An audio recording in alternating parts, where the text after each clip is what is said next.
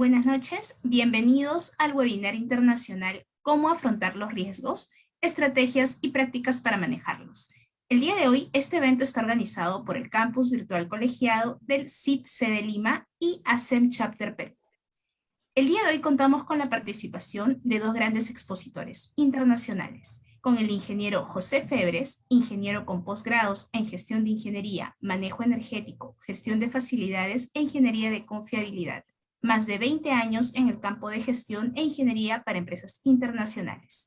Asimismo, contamos con la participación del ingeniero Roberto Montañez. Él es ingeniero con posgrado en ingeniería mecánica y candidato doctoral en el programa de gestión de la ingeniería de la Universidad de Washington. Más de 20 años en el campo de gestión e ingeniería para empresas como Autopac, entre otras. Muchas gracias, ingenieros, por su participación el día de hoy. Por ello, le doy el pase al ingeniero. Buenas noches a todos, buenas noches colegas, muchas gracias por la invitación. Nos sentimos muy honrados de estar aquí con ustedes, así que vamos a comenzar con la presentación, ¿verdad? Cómo afrontar riesgos y nosotros vamos a compartir ciertas cosas prácticas, ¿verdad? Para que puedan tener algunas herramientas y pueda ser pueda ser favorable a la implementación de este tipo de procesos. Para que tengan un poquito más de ideas o tengan más información sobre mí, actualmente yo soy el director de la Oficina de Gestión de Activos de Facilidades del Sistema de Transportación del área metropolitana en Washington, Distrito de Columbia, acá en Estados Unidos. Llevo 2 años y medio con ellos.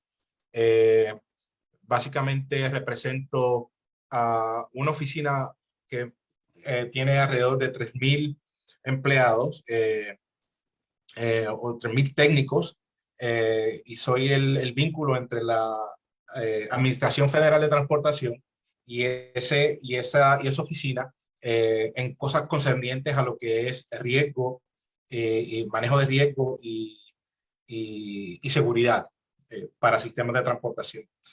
En adición a eso, concurrentemente soy profesor en 2 universidades, la Universidad Católica, enseño en programa graduado de sistemas de ingeniería, y este tema es algo que básicamente desde la perspectiva de sistemas lo tocamos mucho, así que soy un profesional practicante de lo que es el manejo de riesgo o la gestión de riesgo, y vamos a compartir con ustedes nuestras experiencias.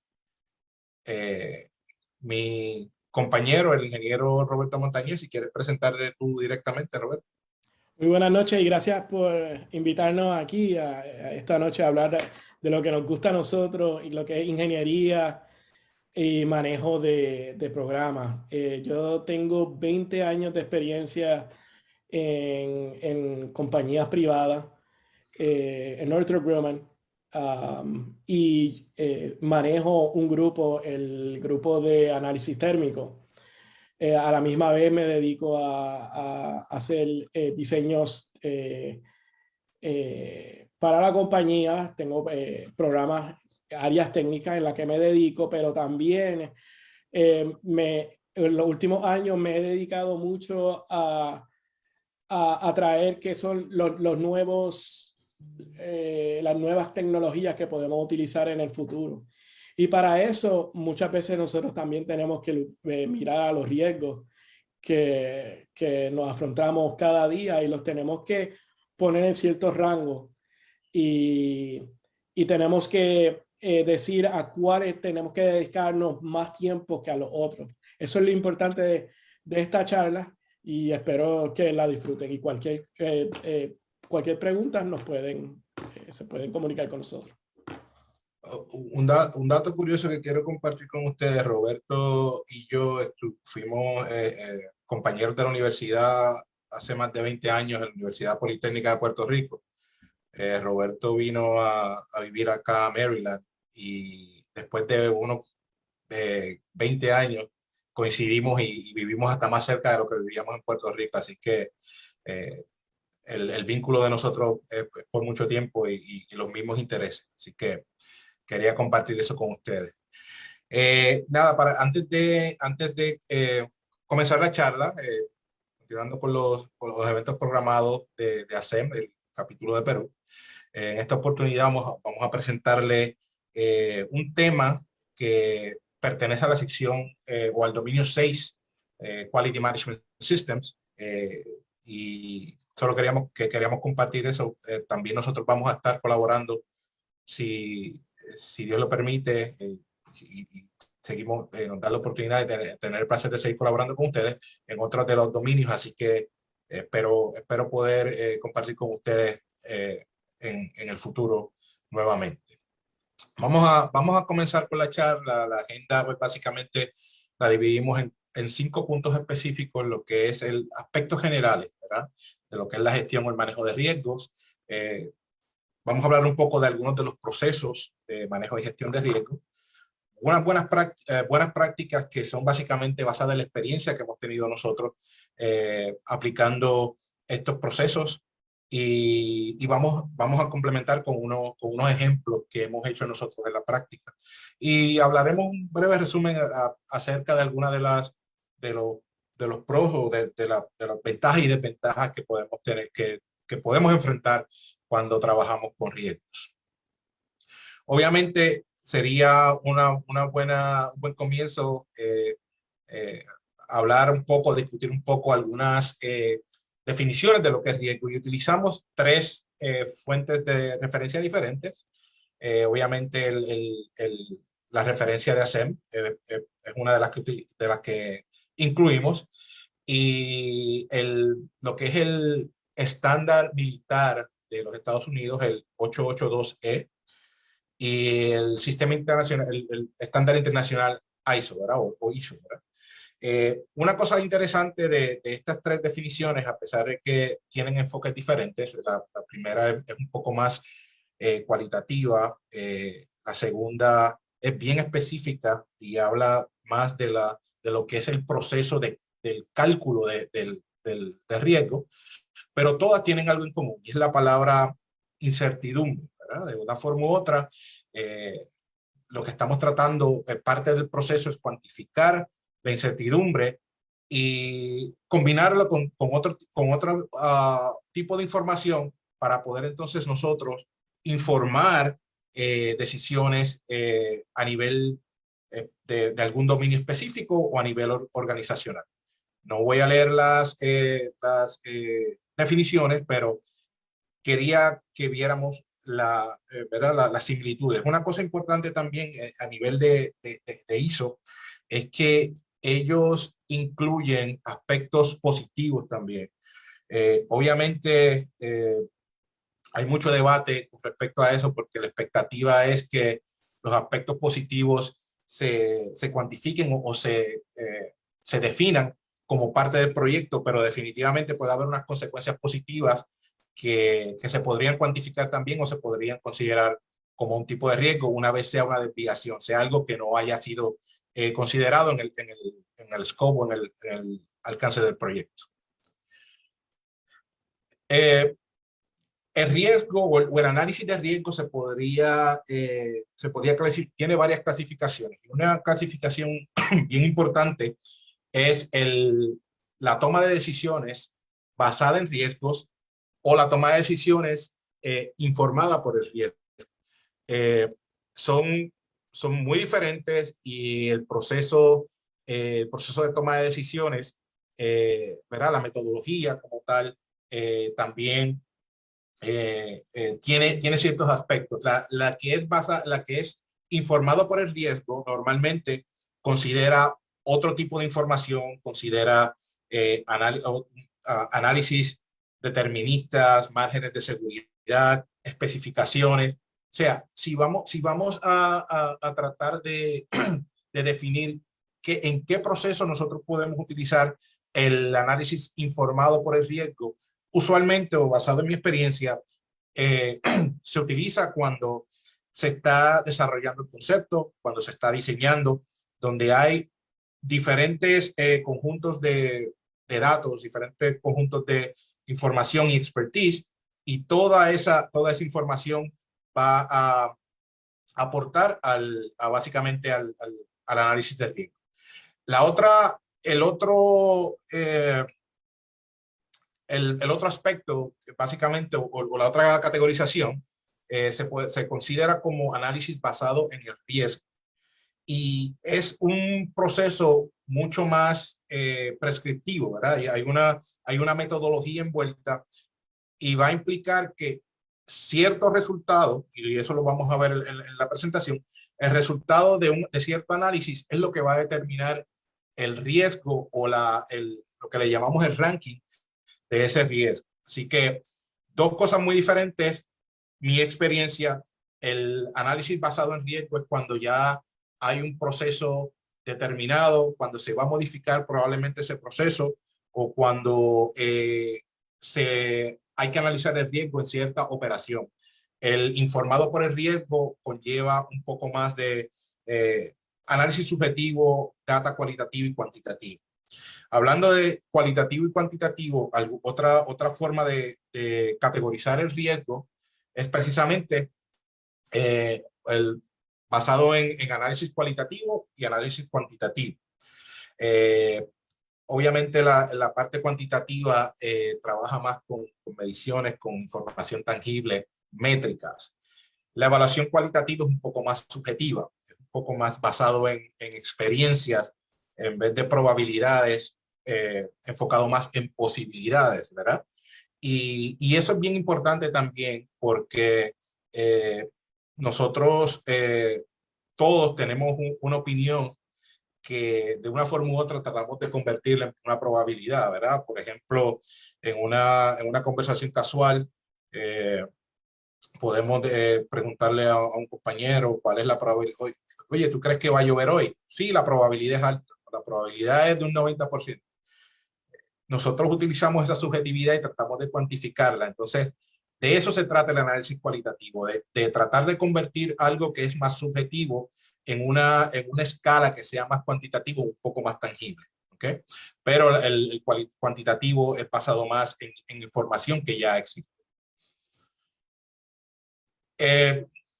Otro aspecto bien importante en términos de categorizar y entender lo que es el análisis de gestión de riesgo es la categoría en la cual se define el tipo de riesgo. Ya tenemos una idea de cómo podríamos cuantificarlo, cómo podríamos analizarlo, pero también tenemos que entender el tipo de riesgo al cual podríamos estar expuestos.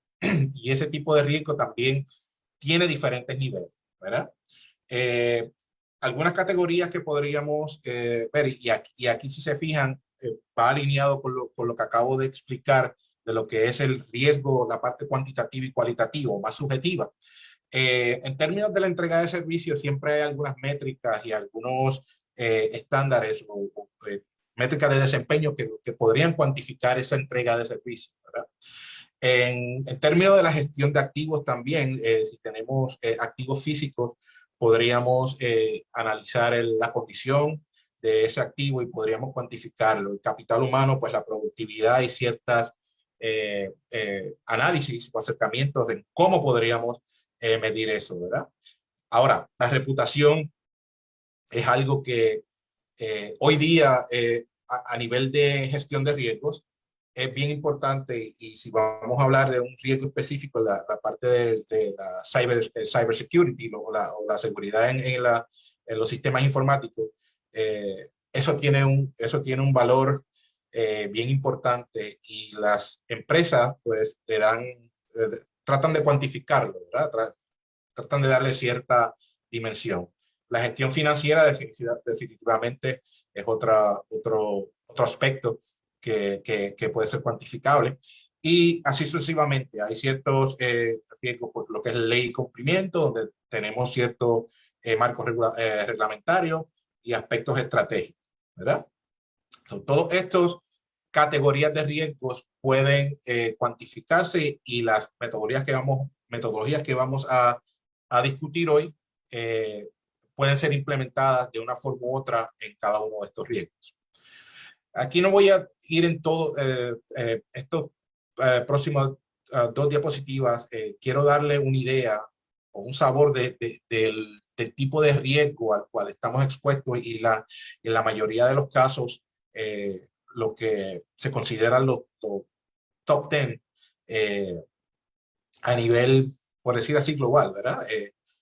Y vemos que hay muchas de estas cosas tienen que ver con el aspecto regulatorio, condiciones de mercado, con cosas que probablemente son intangibles o pueden ser medidas de forma más subjetiva, pero se le está dando la importancia porque volvemos a lo mismo, la reputación de las empresas y las organizaciones están basadas en cuantificar todo este tipo de riesgos.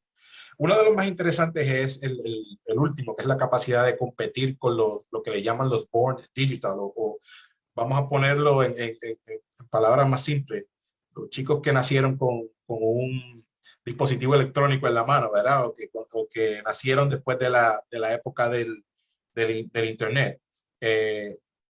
Ese riesgo o ese impacto se está tratando de medir y hay muchas compañías hoy día y más con lo que pasó ¿verdad? Con el COVID, que todos estuvimos expuestos y la capacidad de trabajar remotamente, pues hay unos riesgos intrínsecos a esto que están asociados también con este tipo de demografía. Y eso es parte importante del riesgo también, la causa y el efecto. Es algo que nosotros tenemos que cuantificar, tenemos que considerar a la hora de medir los riesgos.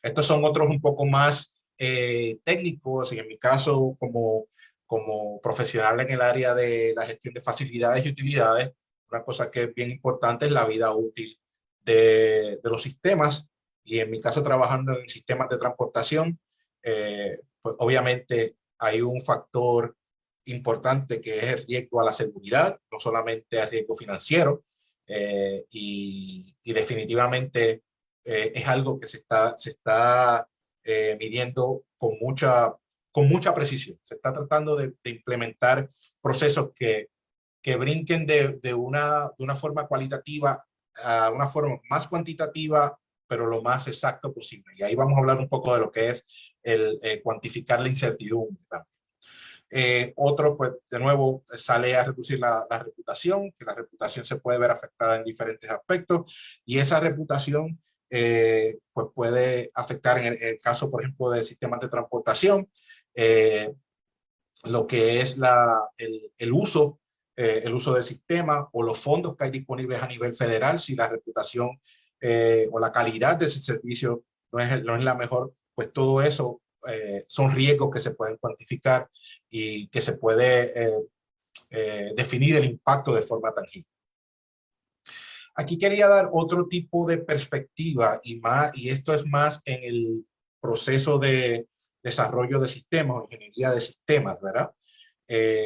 Y esto es la expectativa o el estado ideal o el estado que queremos tener, ¿verdad? Donde el riesgo, como ya lo asociamos con incertidumbre, se espera que al principio, cuando uno está analizando la necesidad o está desarrollando un concepto, haya un alto nivel de incertidumbre, porque estamos explorando. Y estas dos curvas lo que representan es que el esfuerzo y el riesgo, si vemos, son, ¿verdad?, inversamente proporcionales. Se espera que a principio de una actividad como esta, el riesgo sea más grande, pero una vez empezamos a ganar conocimiento sobre el sistema, sobre lo que estamos desarrollando, se espera que reduzca y el nivel de esfuerzo que añada valor a ese sistema o a ese proceso o sistema que estamos desarrollando, se añada más valor por cosas técnicas y cosas a nivel de ingeniería. Así que esta es la expectativa, ¿verdad? Que el riesgo vaya reduciendo porque vamos entendiendo o aprendiendo más sobre ese sistema. Ya le he dado varios aspectos diferentes y vemos como a nivel social, a nivel socioeconómico, a nivel de ingeniería y a nivel de organización, el riesgo se puede cuantificar y los términos que estamos hablando son completamente aplicables a cada uno de estos casos. En términos del impacto, ¿verdad?, que tiene lo que la gestión de riesgo, definitivamente la parte más importante es la toma de decisiones. Para nosotros tomar decisiones informadas o decisiones con menos incertidumbre posible, tenemos que conocer el riesgo, a qué nos estamos enfrentando, ¿verdad?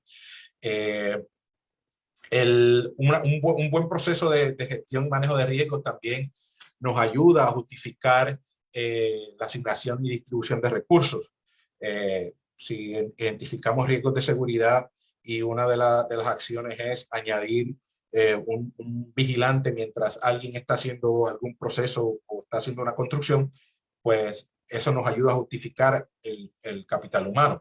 Controles internos, metodologías o controles de ingeniería también son importantes, y definitivamente los aspectos financieros. Al final del día, todo esto va a redundar en el desempeño organizacional, cómo la organización se proyecta a la sociedad, a los stakeholders y a quien esté consumiendo su servicio o su producto. Ahora vamos a hablar un poquito de lo que es cómo nosotros hablamos de la parte abstracta, de la parte subjetiva, pero vamos a hablar un poco de cómo o qué proceso debemos llevar para comenzar a definir el riesgo de una forma metódica y una forma que nos haga sentido, ¿verdad? Y que podamos extraer, de nuevo, el propósito del análisis de riesgo es extraer información, y esa información transformarla en conocimiento, y ese conocimiento nos ayuda a tomar decisiones. Por decirlo de una forma, ¿verdad? El algoritmo o la secuencia del proceso de riesgo comienza con la definición de lo que es el riesgo, ¿verdad? Y en esa etapa lo más importante es contestarnos 3 preguntas primordiales. ¿Cuál es el evento o el escenario que queremos analizar? La probabilidad o posibilidad de ese evento y cuáles son las consecuencias. Esas 3 preguntas se conocen como la tripleta de riesgo, ¿verdad? Y aquí vemos varias posibilidades donde dice definición cuantitativa de riesgo, varias posibilidades. El riesgo lo podemos definir, cuantificar o analizar para un solo escenario. Se puede cuantificar para un conjunto de escenarios o para un conjunto completo de escenarios.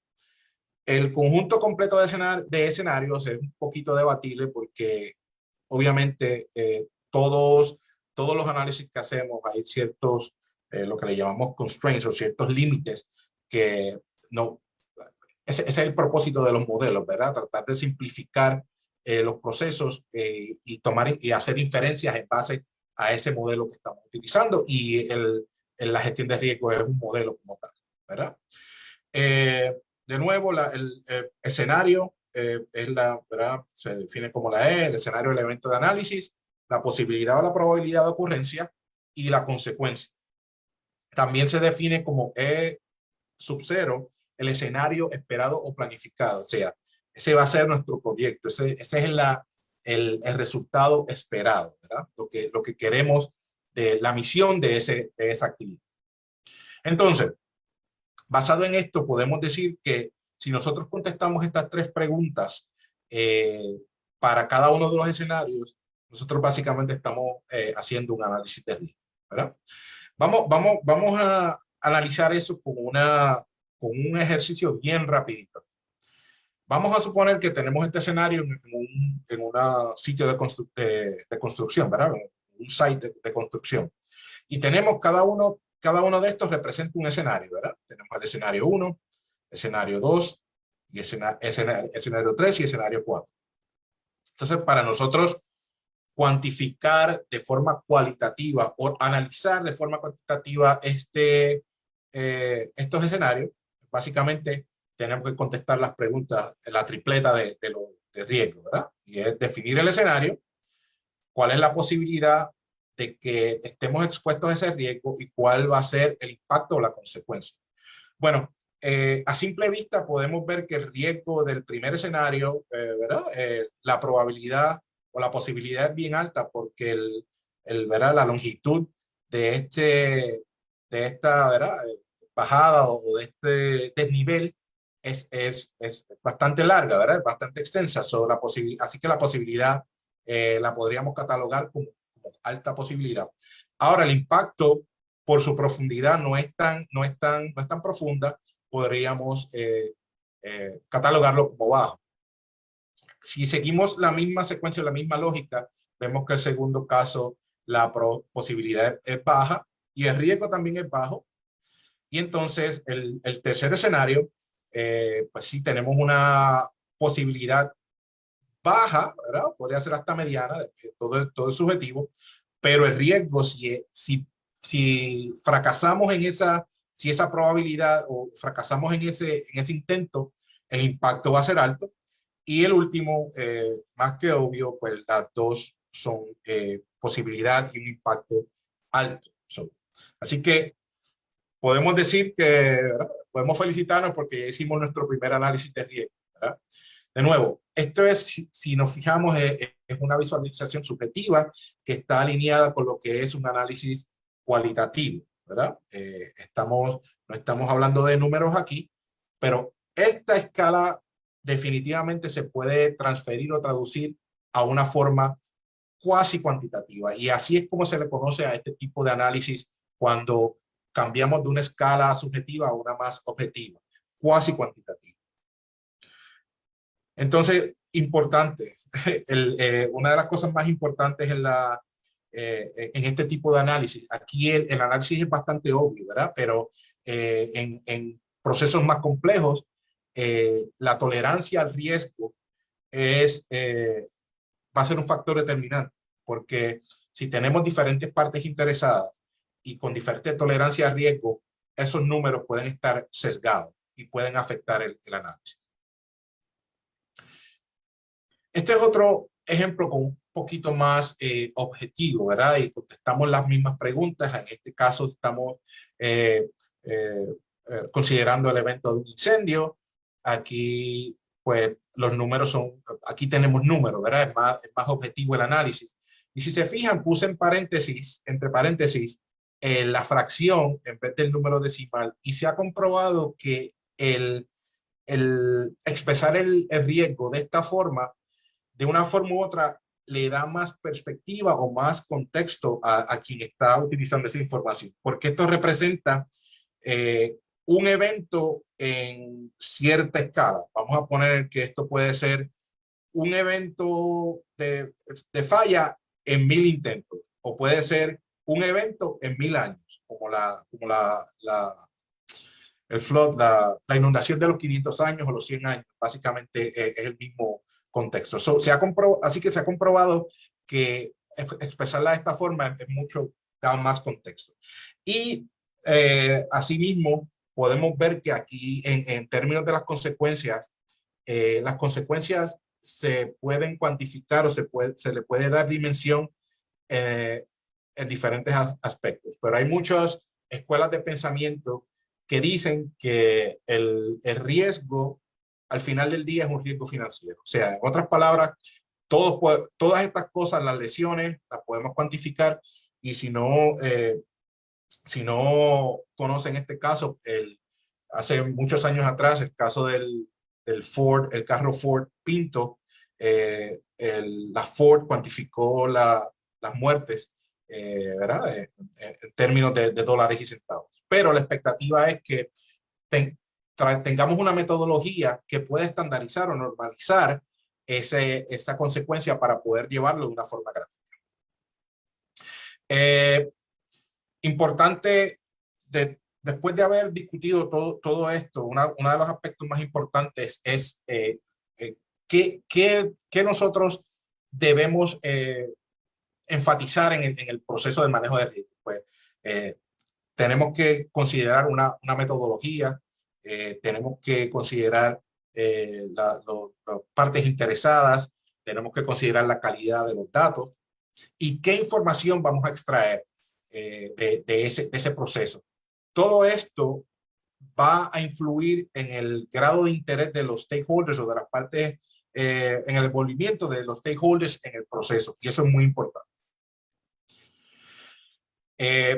¿Cómo llegamos a una metodología? ¿Cómo definimos o cómo adoptamos una metodología? Bueno, hay ciertos estándares y guías que nos pueden ayudar a probablemente a adoptarla literalmente o a utilizarla y hacer un híbrido. Mi experiencia en el dominio de transportación, la Agencia Federal de Transportación adoptó el Military Standard 882E. Cuando trabajé en procesos de manufactura, ISO era básicamente el estándar que se utilizaba, y en la práctica de la construcción, en la práctica de instalación de facilidades, etcétera, la práctica privada, muchas veces se utiliza un híbrido, porque como consultores muchas veces tienen diferentes clientes que adoptan procesos o adoptan guías que son muy diferentes. Así que no hay una metodología perfecta, no hay una metodología que se prefiera, simplemente eso es una decisión de negocio y decisión de la organización. Pero todas tienen básicamente la misma secuencia. Se espera planificar el riesgo, se identifica, se analiza el riesgo, se maneja y se le da seguimiento. Obviamente en todo esto hay un aspecto de comunicación en las diferentes etapas y esa es una de las partes más importantes.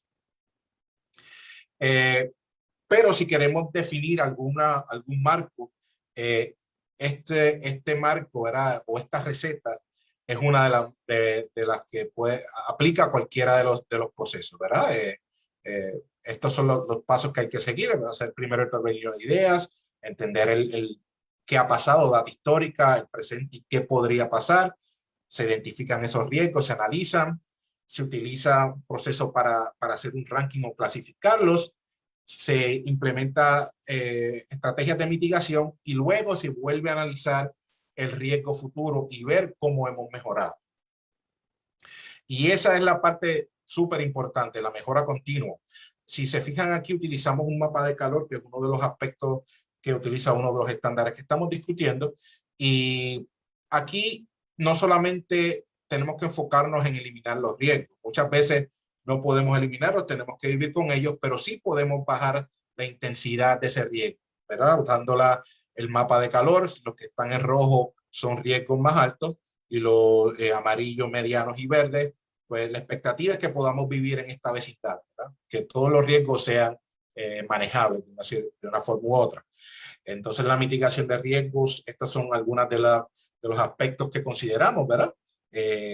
Muchas veces tratamos de enfocarnos ¿verdad? En equipos de protección personal, controles administrativos, pero estos son los menos efectivos, porque hay una gran probabilidad de que volvamos a llegar a recurrir de ocurrencia nuevamente. Este es el mapa de calor que se utiliza en el Military Standard 882E, y ellos tienen un aspecto importante aquí, que es el riesgo eliminado.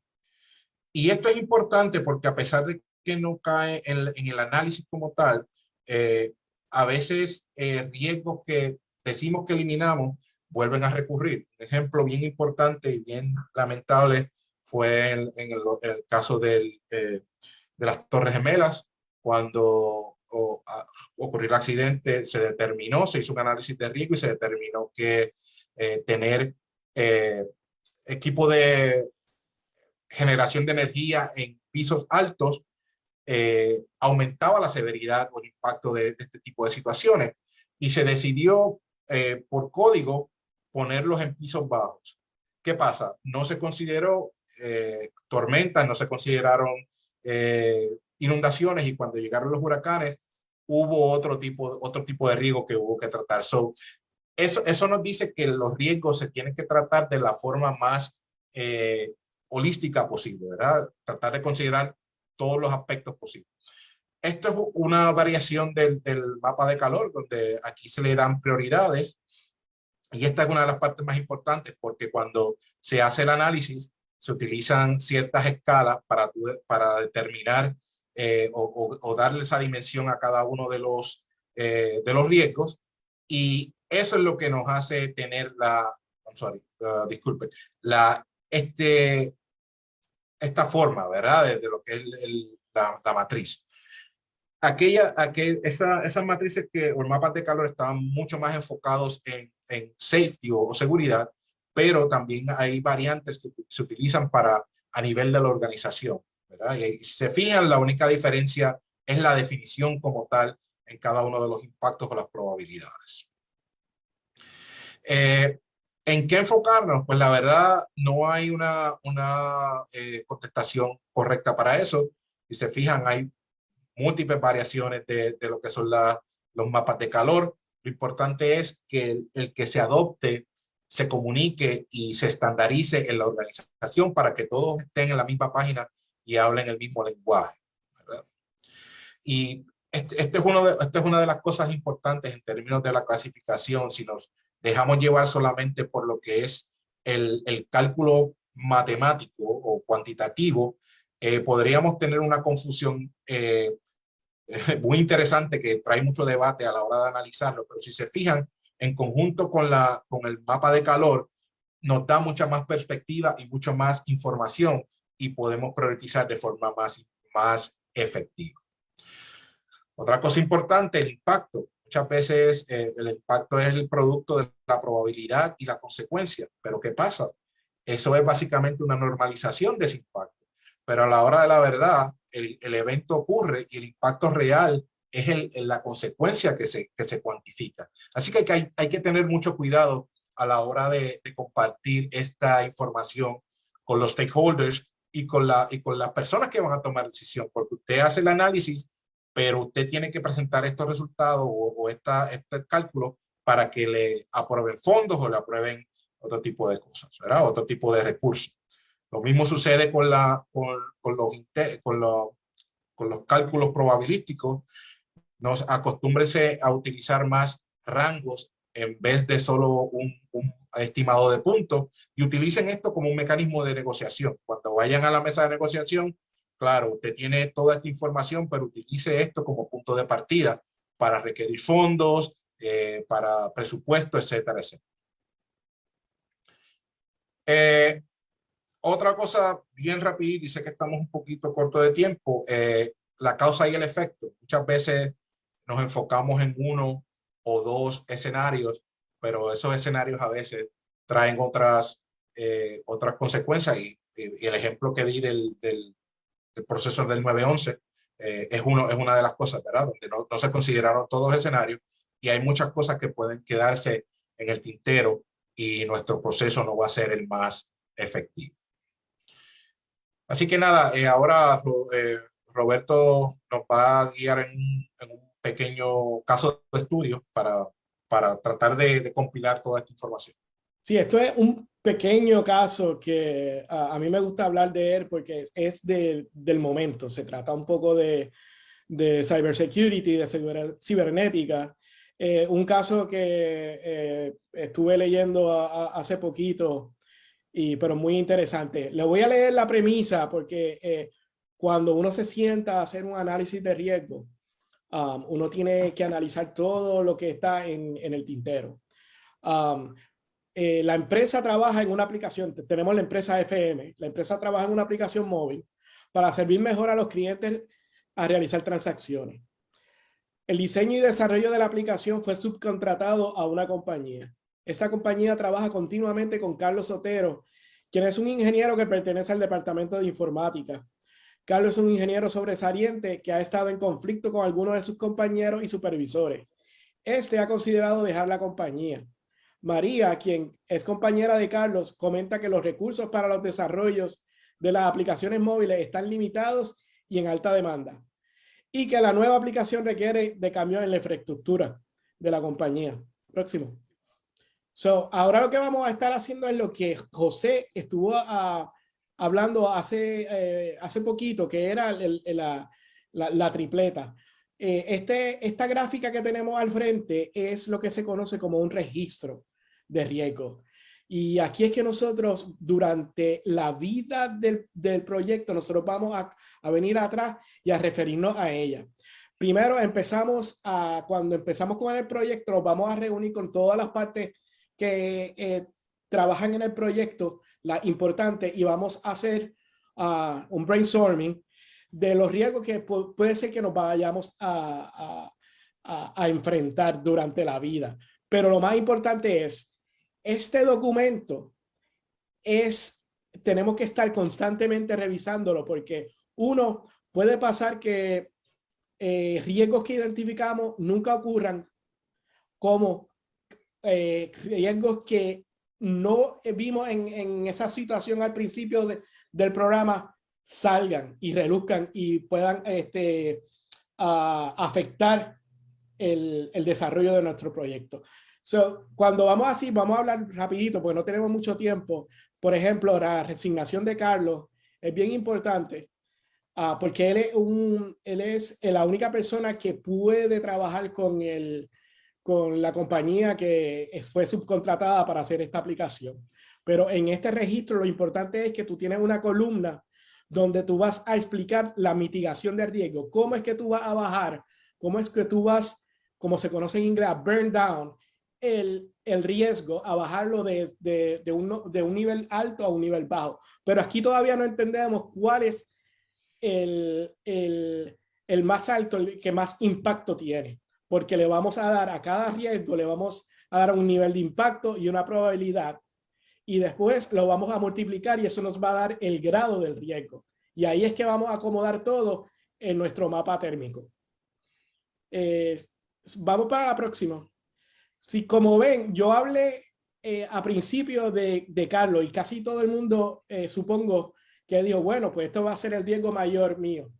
No, cuando estuvimos haciendo el análisis de impacto y el análisis y la probabilidad, lo más importante encontramos en nuestro proyecto fue que la subcontratación de la aplicación era lo más riesgo que tenía, porque este puede llevar a que traiga vulnerabilidades de la compañía que fue subcontratada y que la aplique en nuestra plataforma o que entre a nuestro sistema y nosotros estemos 1 o 2 días sin conexión o podamos afectar al cliente.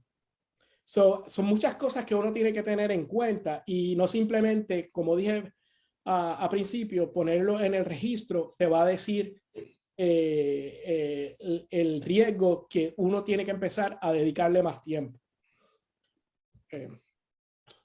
Próximo. José va a explicar ahora. Okay. Este lo voy a hacer bien rapidito porque de nuevo, mis disculpas por irnos un poquito más arriba del tiempo, pero aquí básicamente es un análisis de riesgo para determinar si una actividad de mantenimiento se puede hacer o no. Esto es en un sistema crítico o lo que se conoce como un data center y la expectativa es que en ese momento a mi grupo se le dio una ventana de tiempo de media hora solamente para hacer un mantenimiento correctivo y en mi caso pues yo tenía que determinar o justificar si eso era posible. Básicamente pues el escenario es el que les acabo de comentar. En mi caso para hacer la tripleta de riesgo, el escenario que se estaba contemplando era no contemplar las actividades de mantenimiento dentro de ese marco disponible. O sea, en ese sentido había que calcular la probabilidad y en este caso era la probabilidad de que el mantenimiento correctivo se pudiera hacer en menos de media hora, dado que el tiempo que disponible era solamente media hora. Y el impacto básicamente pues sumaba básicamente $1 millón por hora. Básicamente aquí lo que utilicé fue información de mantenimientos correctivos anteriores para hacer una distribución y calcular el rango o la probabilidad y se determinó que la probabilidad era baja. La forma de mitigación era o solicitar más tiempo o recalendarizar. En este caso hubo que recalendarizar porque no había más tiempo disponible. Pero aquí vemos como información histórica la podemos utilizar para informar decisiones. Okay, disculpen que haya sido tan rápido. Aquí básicamente nada, concluimos con el resumen de que para nosotros lo más importante en manejo de riesgos, para ser efectivos, tenemos que tener la definición clara de los riesgos, tenemos que adoptar un sistema o un marco de gestión de riesgo fomentar la participación de los diferentes stakeholders, comunicar el riesgo lo más que se pueda, comunicar, y utilizar preferiblemente información que sea de la organización, no información genérica. Se debe fomentar la cuantificación de la incertidumbre, que es el análisis probabilístico que básicamente yo expliqué, y eso nos va a ayudar a tener a disminuir la incertidumbre y tomar decisiones mucho más informadas. Disculpen de nuevo el tiempo, pero ya con esto culminamos. Si tienen alguna pregunta, aquí estamos disponibles. Y nosotros, no hay problema, nosotros tenemos el tiempo que requiera.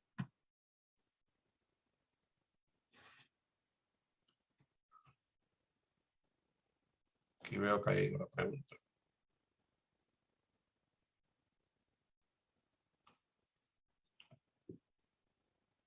¿Tenemos preguntas?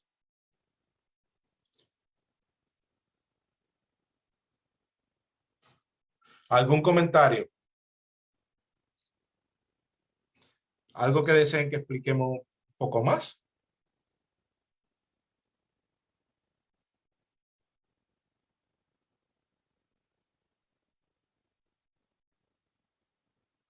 Bueno, si no hay preguntas, no queda más que agradecerles por la invitación a SEM, el capítulo de Perú, y a su presidente, el ingeniero Ramiro Matos, y al Colegio de Ingenieros de Perú por la iniciativa y por este tipo de actividades. Un placer haber estado aquí con ustedes y cualquier... Disculpe.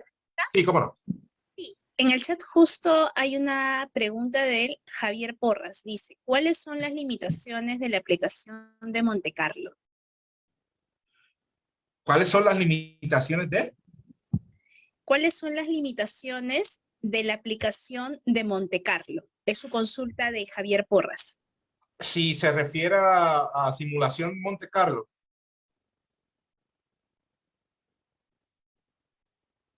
Sí, él menciona la aplicación Monte Carlo.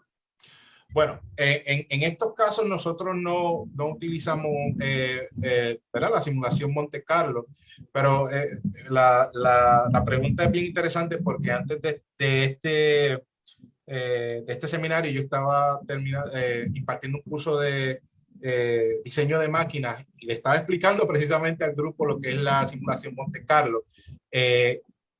La simulación Monte Carlo, yo diría, en mi opinión, yo no podría determinar un límite, ¿verdad? Y precisamente esa es una de las ventajas de la simulación, que podemos explorar diferentes escenarios, podemos replicar el experimento y diferentes trayectorias hasta lo más que podamos. La limitación básicamente es la capacidad computacional, ¿verdad? Si tiene capacidad y potencia computacional, no hay ningún problema. Tú puedes definir todas las variables aleatorias que necesites y puedes hacer la simulación, ¿verdad? Básicamente sin límite. Mi contestación a eso sería, ¿verdad? La capacidad computacional. Claro, para análisis de riesgo se utiliza ¿verdad? La aplicación Monte Carlo cuando no hay información, cuando no hay datos o los datos son escasos, ¿verdad? Entonces, pero eso va de la mano de ¿verdad? Una opinión de experto, ¿verdad? Porque antes de utilizar la simulación Monte Carlo tenemos que definir o tenemos que partir de la hipótesis de que el evento o la variable que vamos a explicar o que vamos a simular sigue cierta distribución, ¿verdad? O sea que hay que hacer un trabajo anterior a poder implementar la simulación Monte Carlo.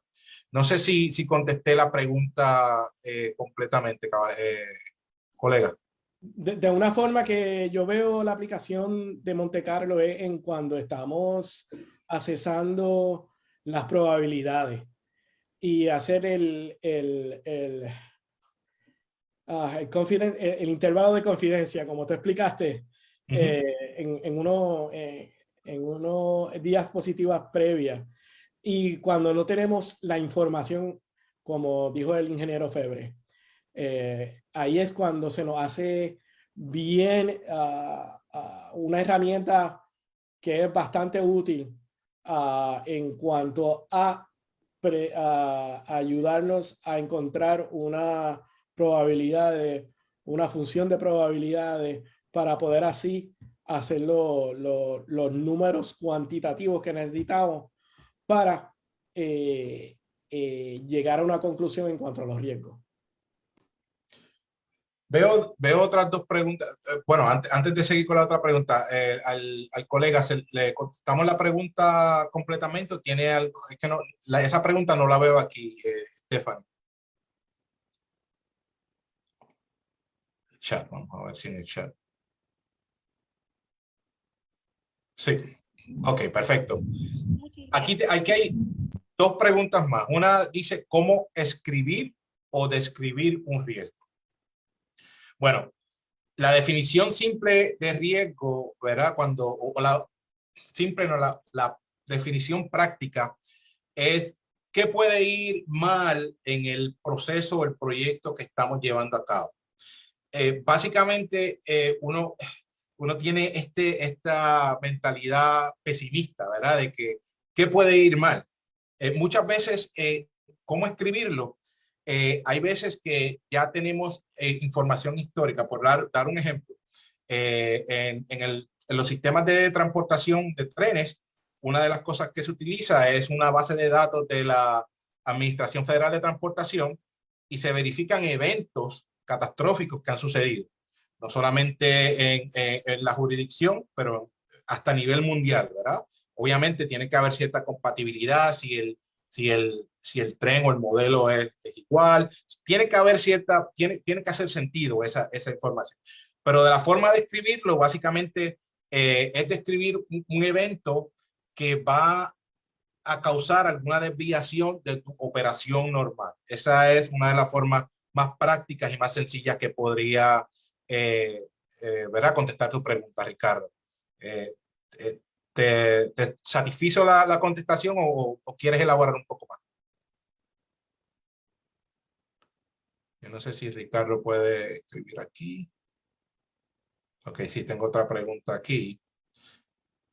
¿Se han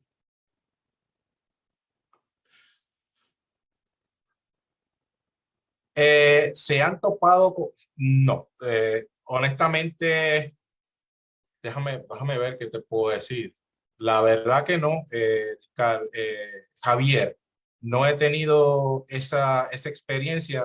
Obviamente, pues, tengo un conocimiento teórico, pero no sé si decir gracias a Dios o por suerte no he tenido. Sería interesante, ¿verdad?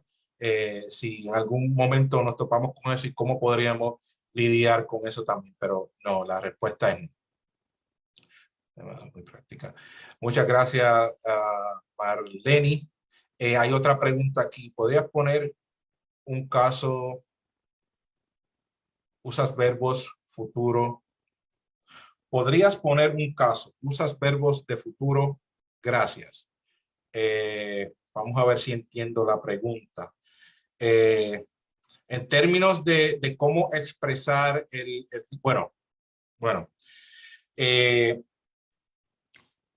normalmente la forma de expresarlo en términos de verbos, si entiendo bien la pregunta, usas verbos de futuro. Muchas veces estos escenarios que definimos, como comenté, se pueden basar en eventos históricos, pero también se pueden basar en eventos que probablemente sean considerados en un marco solamente teórico, ¿verdad?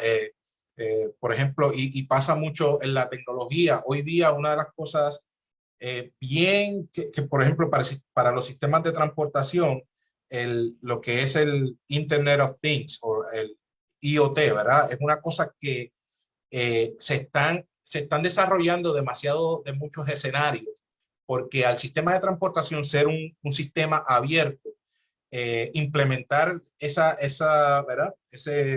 Esa nueva metodología, esa estrategia de Internet of Things es muy riesgoso. Y entonces se está se tratan de considerar los eventos más catastróficos posibles, como por ejemplo la intervención de un hacker en el sistema de, ¿verdad? De dirección del tren o el sistema ¿verdad? No derailing, pero disculpen a veces el Spanglish, a veces de llevar un tren a otro riel. O sea, son cosas que teóricamente tienen cierta posibilidad, pero son bien remotas. Entonces, pues probablemente, no sé si a eso es lo que te refieres de usar verbos de futuro, ¿verdad? Estoy tratando de entender la pregunta y espero que la haya podido contestar de forma correcta, Ricardo. ¿Podría comentar su experiencia sobre los riesgos en derrame de petróleo? Yo no he trabajado en la industria petrolera como tal. Sí tuve la oportunidad de, cuando trabajaba para Sodexo, darle soporte, pero en términos de gerencia de instalaciones a plataformas remotas en México, cuando estuve en México, pero el apoyo era remoto. Ahora, partiendo del marco teórico, una de las cosas importantes, ¿verdad? Como ya comenté, la información de eventos históricos es primordial en este tipo de procesos. La confiabilidad de los sistemas. Hay una base de datos que se llama OREDA, en inglés se llama Offshore Reliability Data. Y en esa es un libro así de grueso, donde tiene identificado la mayoría de los modos de falla y los mecanismos de falla de los equipos asociados al derrame de petróleo. Esa es una información importante para tú calcular lo que es la probabilidad, porque básicamente lo que es la probabilidad de falla, que es lo que utilizamos en el análisis de riesgo, es el complemento de la confiabilidad, uno menos eso, ¿verdad? Entonces, esa información es importante, primero porque ya tienes predeterminados los escenarios, que son los modos de falla. Y segundo, ya tienes la probabilidad. Tercero sería la consecuencia para completar la tripleta. Y ya hay mucha información disponible para eso, pero dependiendo de la operación, ya esos números son más, decir así, más específicos de la organización, y esa información te la puede dar uno de los stakeholders que contribuyen en el proceso de análisis y gestión de riesgo. Podrías poner un caso. Sigo intrigado con la pregunta de Ricardo. ¿Podrías poner un caso? Usa verbos futuros. Gracias. Ricardo, si pudieras elaborar un poquito más. Tengo otra aquí que dice, hacker causará un accidente de tren. Pues mira, riesgo identificado. Está bien descrito. Esa es buena pregunta, Ricardo, porque yo te diría, basado en mi experiencia, que es cuestión a veces de estilo, o es cuestión a veces del proceso que tú adoptes. Me explico. Esta puede ser una descripción breve, pero hay sistemas o hay tablas o matrices que se utilizan donde la descripción tiene más contexto. No sé si me explico. De nuevo, tú describes el accidente, o describes el evento, describes el escenario, y entonces tú das una definición más práctica o con mucho más detalles para que los diferentes stakeholders o partes interesadas tengan más contexto. Y de acuerdo a ese contexto es que entonces podríamos asignar lo que es la severidad y la probabilidad. Recuerda algo bien importante. Si estamos utilizando o estamos analizando eventos que no han sucedido y estamos utilizando un mapa de calor, si recuerdas vamos a ir un poquito más atrás. Si recuerdas la forma en la que ¿verdad? Se trabaja, tienes estas posibilidades. Disculpen que vaya así un poquito. Tienes estas posibilidades. Tienes o utilizar una nomenclatura o una escala totalmente subjetiva como alto, serio, medio y bajo, o ya la clasificación que es un poquito más, te da un poco más de contexto. ¿Ok? Así que, hacker causará accidente de tren. Bueno, hay que cualificar eso un poco más porque el escenario debe ser un poco más específico. ¿Cómo se va a causar ese accidente? Si el hacker lo que va a hacer es intervenir el sistema, ¿verdad? Como dije, que cause descarrilamiento, teniendo un poquito más de información, es la mejor práctica. No sé si eso te ayuda un poquito más, Ricardo. Al final del día, una de las cosas bien importantes del análisis de riesgo es que el contexto se defina y que tenga información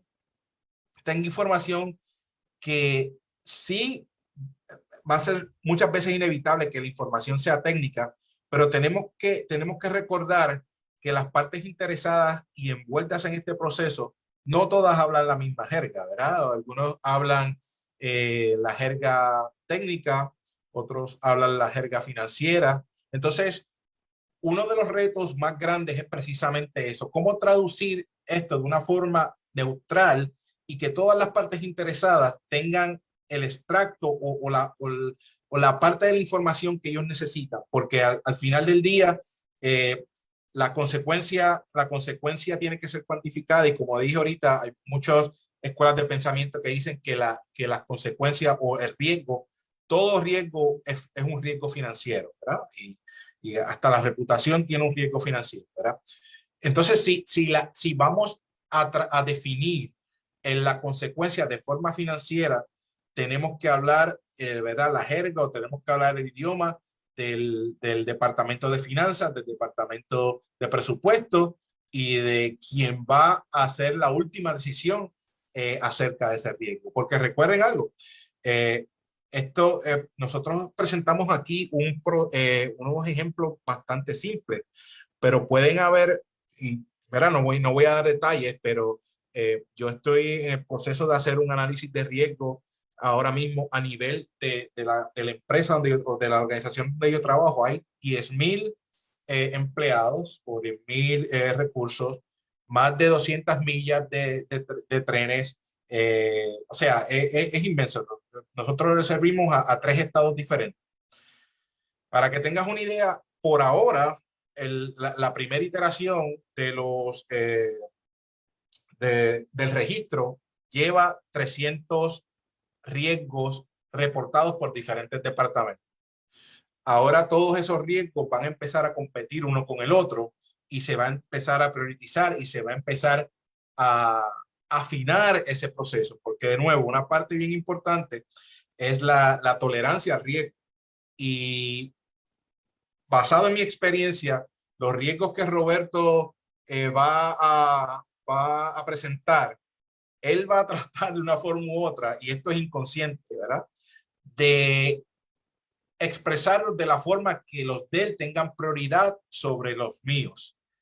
Y por eso es que es bien importante que haya una tercera parte o un proceso donde alguien ¿verdad? Con mente fría y sin ningún tipo de interés que no sea el de verdad, el interés común, pueda verificar, analizar y pueda filtrar esos riesgos. Así que es un proceso tedioso cuando utilizamos este tipo de herramientas. Si fueran procesos donde se utiliza análisis de riesgo probabilístico, donde hay ya información como el ejemplo que yo di aquí, que esta información ya viene disculpen que vaya hacia atrás y hacia adelante, que ya esta información viene de un análisis, de unos récords de mantenimiento, ya esa información es del evento como tal, pero si utilizamos data genérica o información genérica, entonces esa subjetividad va a estar sujeta a más escrutinio.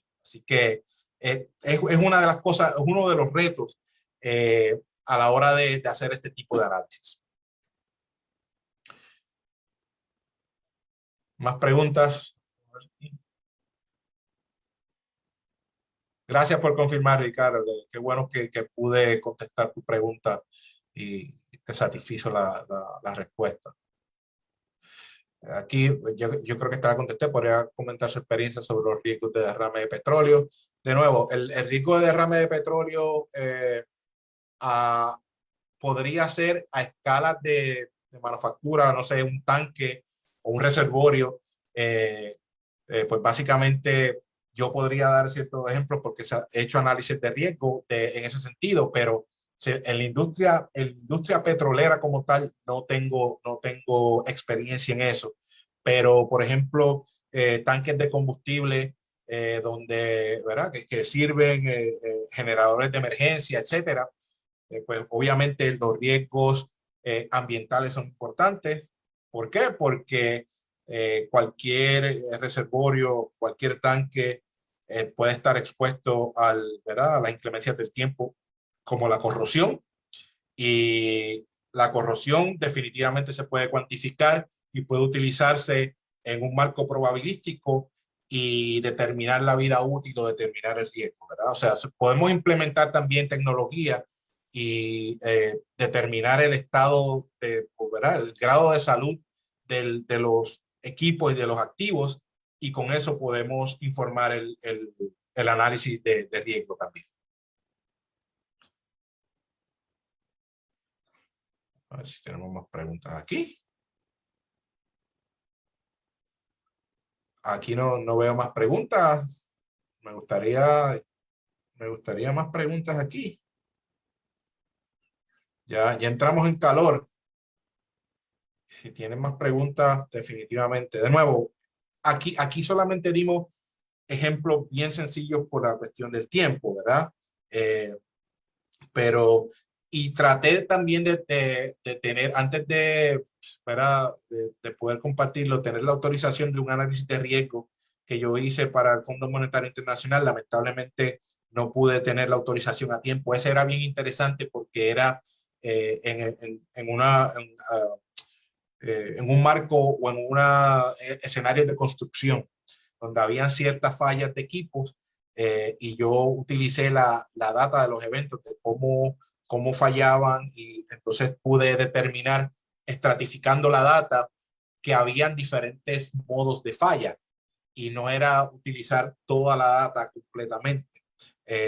Y pudimos hacer ciertas estrategias de acuerdo a los diferentes estados del proceso de construcción. Ese fue bien interesante, pero no tuve el tiempo para tener el aval de utilizar esa información, o por lo menos transformar la información de forma agregada para evitar situaciones de confidencialidad. ¿Alguna otra pregunta? ¿Alguien que quiera algún énfasis en alguno de estos casos? Ustedes me dicen. Aquí estamos. Vamos a ver, aquí hay algo más. Ingeniero, buenas noches. Según su experiencia, ¿en qué país o empresa ha encontrado mejor manejo de gestión de riesgos? ¿Dónde es más riguroso? Wow. Yo diría, de nuevo, mi experiencia ha sido que yo he dado consultoría o servicio a empresas, ¿verdad? Entonces, estas empresas multinacionales ya tienen marcos de reglamentación, regulatorios, y tienen procedimientos que son estandarizados a nivel mundial, ¿verdad? Así que lo mismo que ves, por ejemplo, tuve la oportunidad de darle servicio a la compañía Procter & Gamble en México, Puerto Rico, Polonia y Estados Unidos. Entonces, básicamente, ya el proceso de ellos tenía un nivel de madurez tan grande que el framework y la estructura era básicamente la misma. Claro, estamos hablando de regiones diferentes con riesgos muy diferentes. específicamente en cuestión de ambiente, clima, etcétera, muy diferentes. Pero ya, de nuevo, ya el nivel de madurez del proceso era tan grande que se tenían grupos de trabajo y grupos de apoyo en los cuales tenían como lo que le llaman el peer review, y disculpen el Spanglish, pero era como un proceso de, Roberto, ¿cómo puedo decir eso? De, uf, De repaso. no repaso, pero un proceso de validación, vamos a ponerlo así, de validación de diferentes grupos, donde, por ejemplo, Roberto estaba en Polonia, yo estaba en México, yo compartía la información con Roberto y él revisaba, y ya como estaba, de nuevo, como estaba tan maduro el proceso, era mucho más fácil. Ahora, eso es a nivel de manufactura y a nivel de, ¿verdad?, de farmacéutica, donde hay ya ciertos marcos regulatorios y reglamentos que gobiernan ese tipo de mercado, ¿verdad? En el aspecto comercial, yo diría que todavía falta mucha madurez. Yo diría que, y en el aspecto, y en el dominio de transportación donde trabajo yo, ahora es que llevamos más o menos, yo llevo 2 años, 3 años con ellos, pero hace como 5 años esto comenzó a ganar tracción. Y lamentablemente, una de las cosas que influye en adoptar algún tipo de marco regulatorio o reglamentos o estándares es cuando lamentablemente suceden eventos catastróficos, ¿verdad?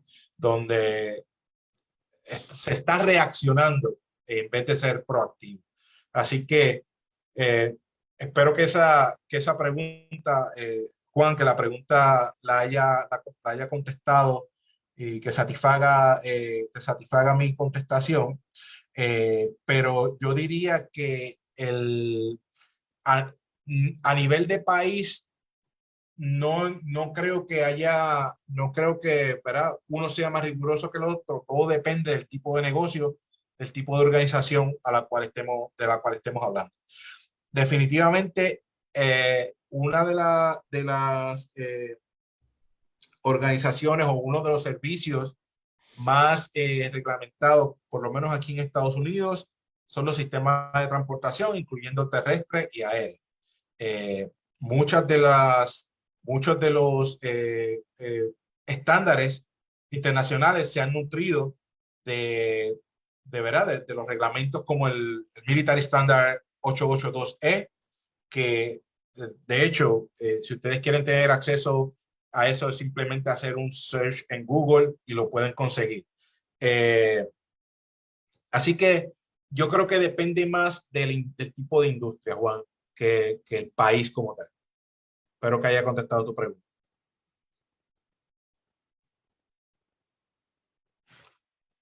A ver si hay algo más aquí. ¿Alguien más? Ok. Aquí, ¿cuándo es necesario un análisis cuantitativo y cuándo es suficiente un análisis cuantitativo? Excelente pregunta, y es la respuesta más rápida es depende. Y me explico. Perdón, otra industria que es bien estricta es la industria energética, específicamente la energía nuclear. Hay mucha reglamentación y de hecho, la mayoría de estos análisis de riesgo probabilísticos vienen de esa industria. Y la razón es que, y creo que va empatado con esa pregunta de análisis cualitativo y cuantitativo, los sistemas, reactores nucleares, plantas nucleares, se distinguen por ser robustas, ¿verdad? O sea, el factor de seguridad a nivel de diseño es inmenso. Una pared, estaba haciendo un análisis a nivel no profesional, pero en una de mis clases de confiabilidad, uno de los profesores fue el que desarrolló procesos para lo que le llaman el Nuclear Regulatory Commission aquí en Estados Unidos. Y, o sea, las paredes pueden ser, no sé, 6 pies, 7 pies, una cosa inmensa. Así que esa industria es bien regulada, bien estricta, pero es obviamente por el tipo, la consecuencia, ¿verdad? La consecuencia es básicamente, literalmente catastrófica. En términos en cómo utilizar análisis cualitativo y cuantitativo, usualmente para industrias energéticas, de servicios energéticos, se utiliza mucho el análisis probabilístico como tal. O sea, se utilizan números, pero ¿qué pasa? Ese otro de los factores limitantes. Los eventos que han sucedido son eventos muy raros. O sea, el set o el conjunto de datos es muy pequeño.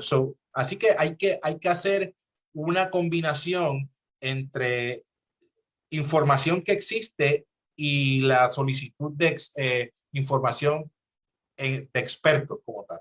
Entonces, hay metodología que transforma esa información cualitativa por medio de análisis probabilístico con ciertos límites de confianza a una forma cuantitativa.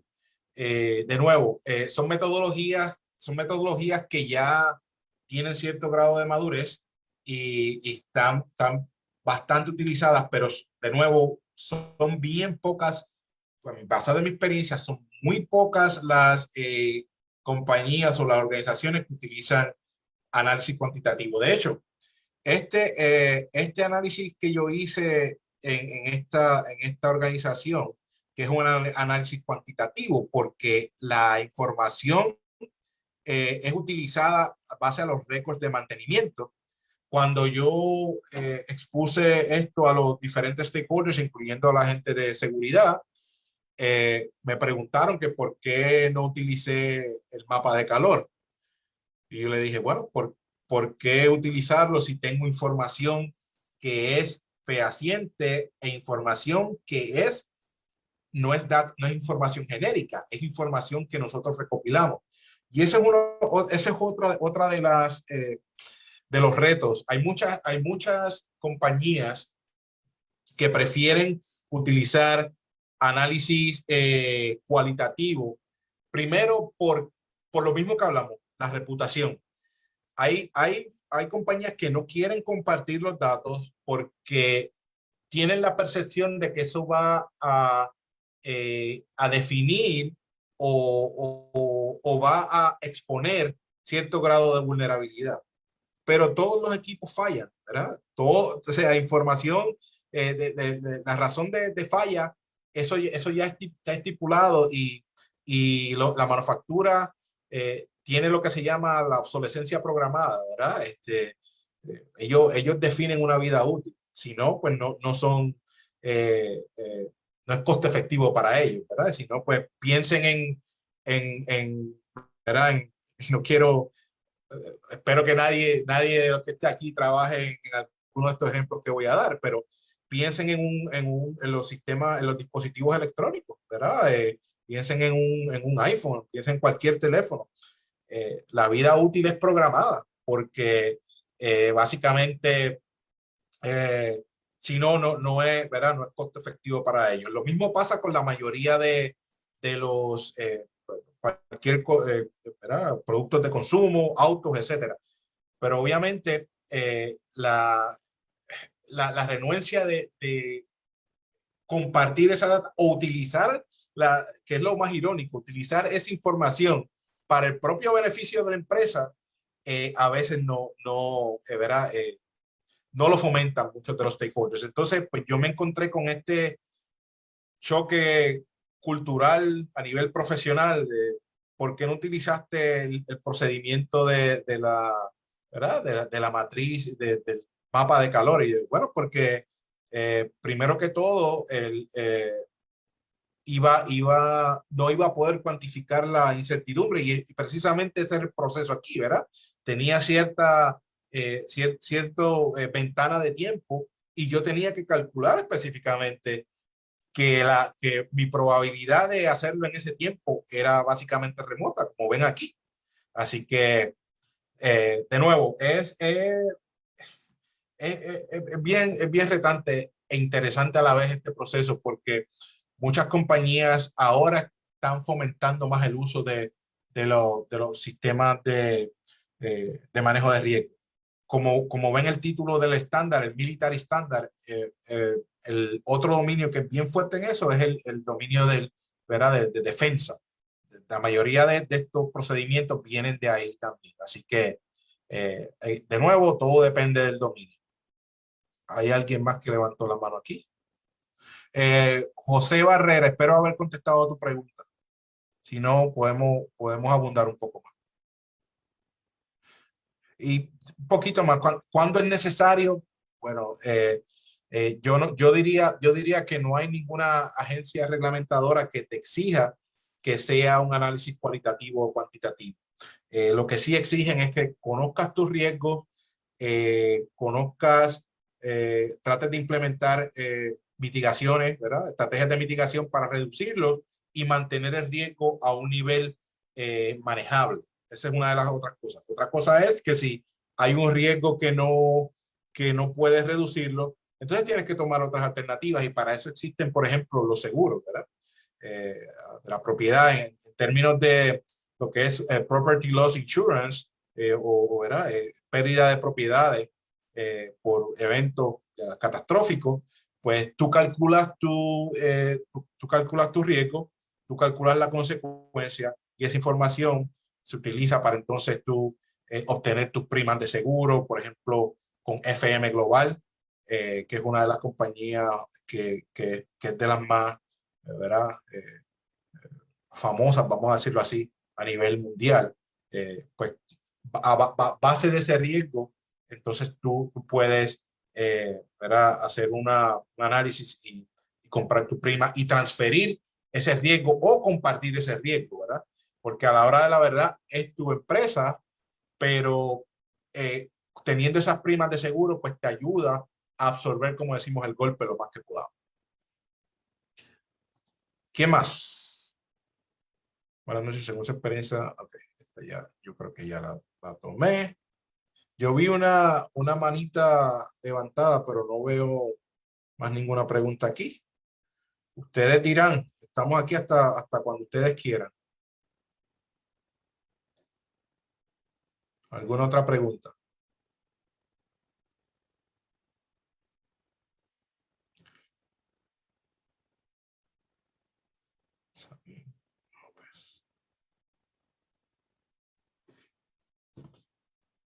Bueno, a los organizadores, ustedes me dicen cuando cerramos. Yo estoy aquí hasta que ustedes me digan. Aquí hay un mensaje nuevo. Buenas noches. Ok. O sea, ese es el mensaje ¿verdad? Para cerrar entonces. Así que importante que ¿verdad? Se registren en la lista de asistencia para que entonces puedan obtener copia de la presentación y entonces así tengan nuestra información del LinkedIn y se puedan conectar y en cualquier cosa que yo pueda ayudar estamos a las órdenes. Muchas gracias, más bien, ingenieros José y el ingeniero Montañez, por la exposición de hoy. Muy amables. Placer. Placer.